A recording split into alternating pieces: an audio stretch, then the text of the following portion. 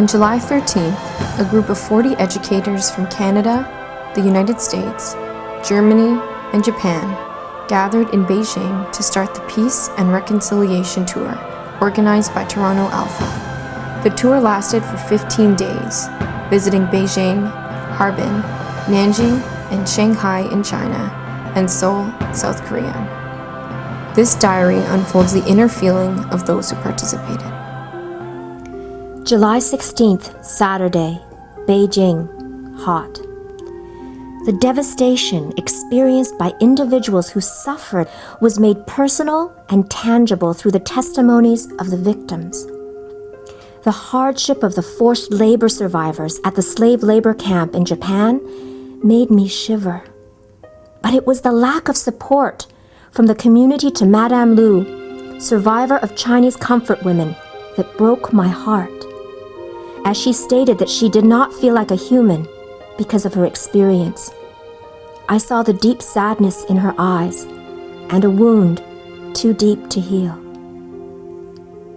Oftentimes when I would be reading about this event, it would be statistical, it would be far away, but she really personalized the tale and made me think about all of the untold stories that we didn't get a chance to hear, that were left unsaid, that were not documented, that didn't have a voice.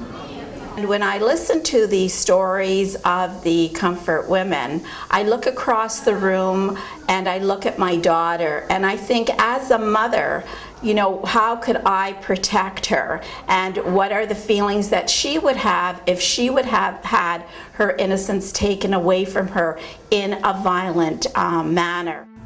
July 18th, Monday, Harbin, hot and humid. We were informed at the pre-tour meetings and readings about the barbarous, inhumane treatment of the victims at Unit 731, the so-called Factory of Death in Harbin. Yet, as we walked into this building, I found myself totally unprepared for the close encounter with the degree of desensitization and dehumanization. My bones were chilled, but I also felt anger knowing that most of those responsible for such hideous criminal acts had largely escaped justice. Right in front of us were two living witnesses whose lives were ruined by the extreme cruelty of humanity. Madame Lee's father was taken by the Japanese Imperial Army for live experimentation while her mother was still pregnant. Mr. Lee was contaminated by the chemical weapons the Japanese Imperial Army left behind after the war. Since then, their nightmares have never stopped. The extent of the horror that people must have went through here is undescribable. It's unimaginable. You know, one cannot even comprehend or understand what these people must have went through in this this house of horrors. That's the only way one can describe it. People talk about hell. This is hell on earth here that these people went through and just overcome. It's just too much. Okay.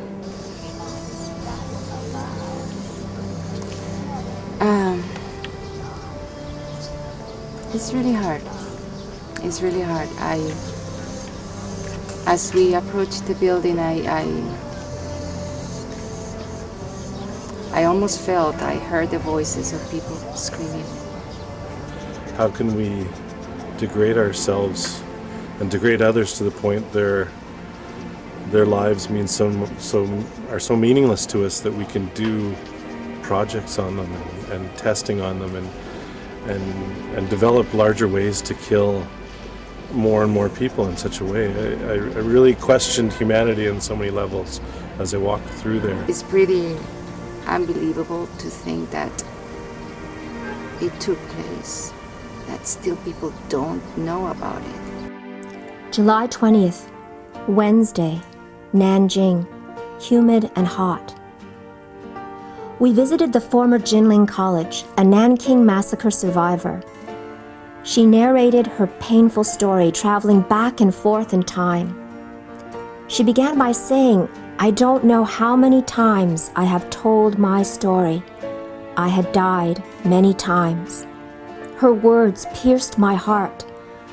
I had a hard time holding back my tears.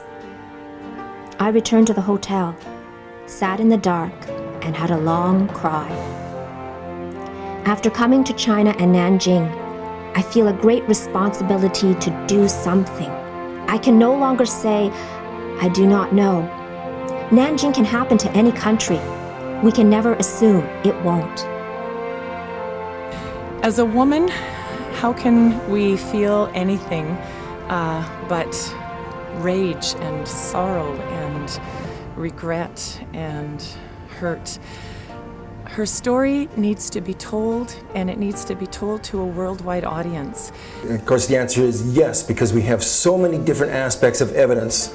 We have the diaries of people that were involved. We have government documents. We have simple things like filing reports from Japanese Army, filing reports from other organizations like that.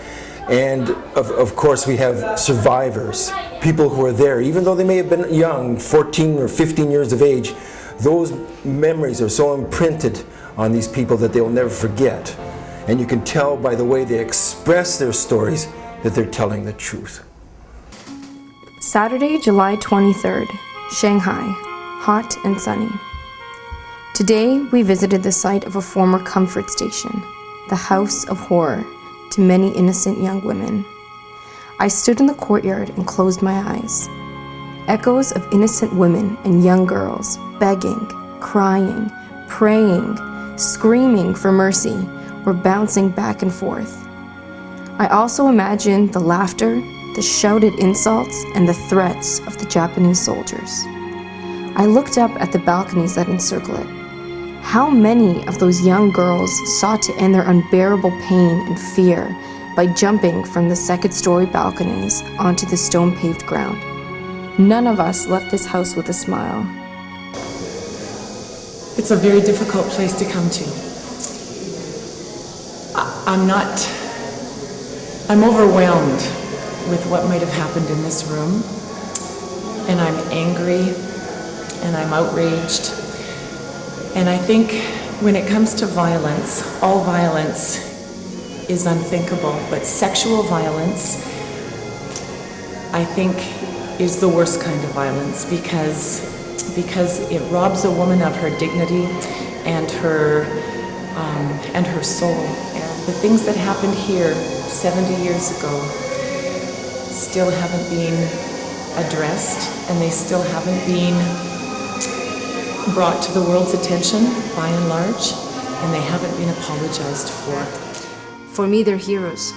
They have survived something beyond what any of us can imagine. Some of these women, the ratio was 29 to 32 soldiers for each woman. I can't imagine what that is. These women, as they were talking and giving us the different cases, I was thinking, their insides must be totally destroyed. I just really, really hope they get some love and caring in their lives, in the little that is left. July 26th, Seoul, cloudy and rainy. Having the chance to exchange ideas with a group of Japanese teachers this morning provided us with a better understanding about the suppression and difficulties some conscientious teachers are facing in Japan. It also gives a much broader perspective about the continuous denial by the Japanese government. In the afternoon, we traveled to the House of Sharing, a complex in the countryside where several survivors of Japanese military sexual slavery reside.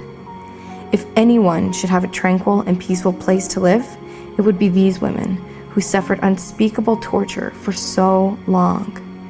I felt a sense of happiness and relief for the grandmas who lived here, who were surrounded by people who support and love them.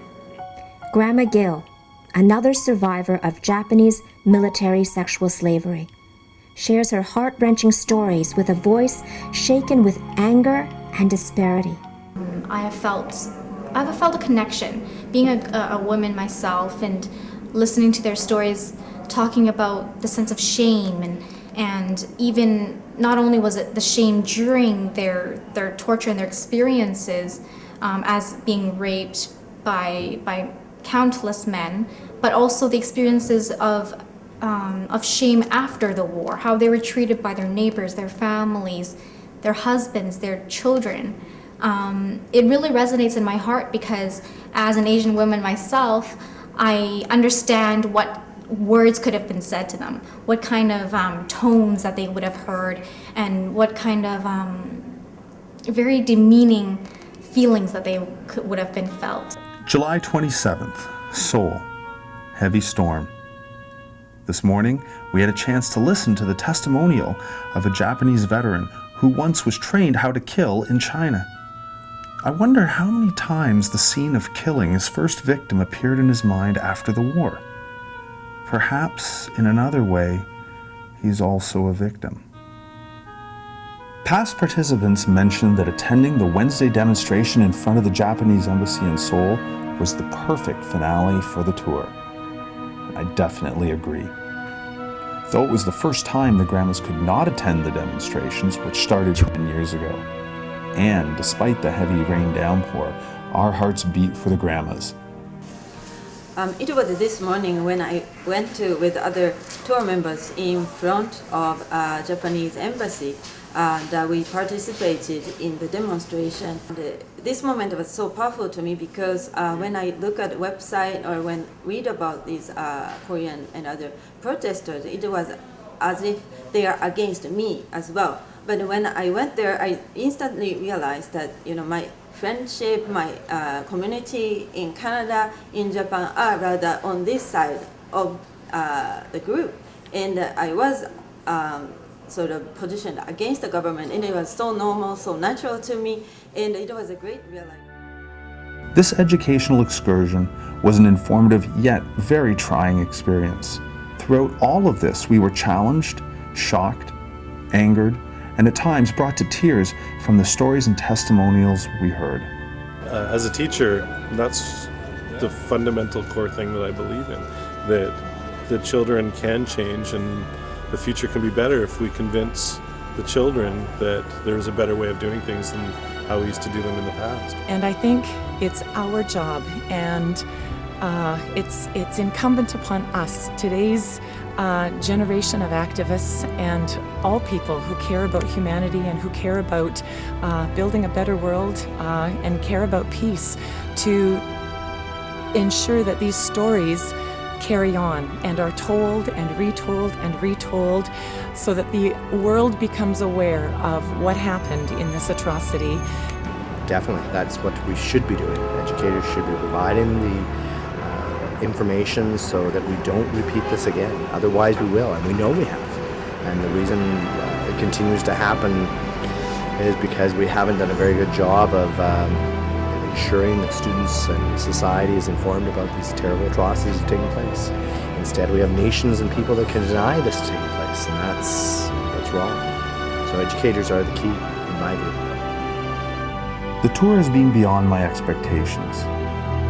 Listening to painful survivor testimonies, blinded by the graphic artifacts and evidence of the Memorial Museum, my emotional response was a mixture of anger, sadness, and frustration. I was enraged and saddened by learning how humans can harm one another to such an extent. And I was frustrated with how little the international community has done to confront the issue in the face of an overwhelming amount of information. We, as Canadian educators, have failed to tell the story of the war in Asia. I wonder why we still say the war started in 1939. I also wonder what it can do to ensure the Asian Holocaust is not forgotten.